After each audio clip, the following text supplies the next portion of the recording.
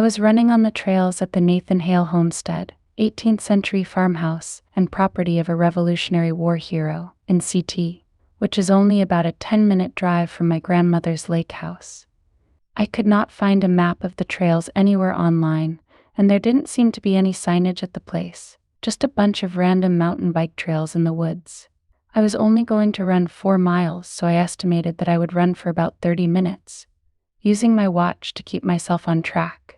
So I ran around the trails for a while, and nothing seemed too out of the ordinary. It was about 9 on a Monday morning, and the only sounds were the distant hums of Route 31, birds chirping, and the occasional squirrel or deer that scampered off whenever I came near. The trails seemed to wind around a lot, and if not for my better-than-average directional skills, I could have easily gotten lost. About 20 minutes in, I saw something strange about 50 meters off. A finely polished, light-colored wooden coffin. I was a little weirded out, to say the least, and waited until I got closer for a better look. I rounded a corner where several old tree stumps blocked my view, only to find that the coffin had disappeared. Where it should have been was a clump of ferns. I turned around shortly thereafter and made my way back to my car. I was maybe a half-mile out when I heard a very distinctive knocking on a nearby tree to the rhythm of shave and a haircut, except no 2 bits. I was a little spooked but chalked it up to be a woodpecker or something. However, not 30 seconds later, there it was on a completely different tree up ahead somewhere. I picked up the pace. The trail widened a little and I could see way ahead the entrance to the parking lot where my car was. There it was again, on a tree seemingly right next to me. I truly started freaking out and started to book it back to the lot. I was nearing the opening when time seemed to slow down. All of a sudden it felt like the temperature dropped about 20 degrees. The birds stopped singing, and my simple Timex watch started to malfunction, making all sorts of beeping noises and the numbers glitching on the screen.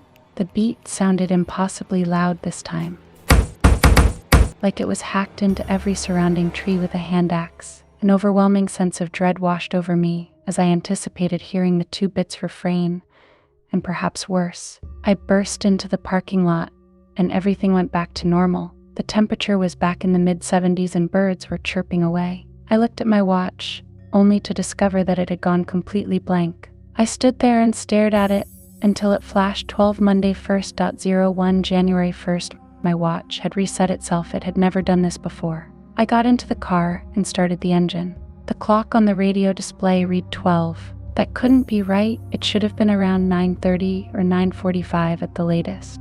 I put my car in reverse and backed up to where I could clearly make my way out to the main road. However, as I was about to throw the car into drive as it sat there, I heard a sharp rapping sound on the back window, like someone hitting it with their knuckles. There was no one else in the parking lot when I had finished my run. No cars, no nothing. I didn't dare look back and hightailed it back to my grandmother's house. I have no idea what could have caused this series of events and still cannot explain it to this day. When I was a kid, my brother and I would get stuck with babysitting the neighbor's kid. His name was Alex. Alex was really fond of my Lego set that I had in the corner of my room, facing the window. He would play for hours, staying preoccupied, while my brother and I would play video games in the living room. So one night, when I fell asleep on the couch while babysitting, my brother came to me and said, "Alex is under your bed and shaking." I asked, "What's wrong with him?"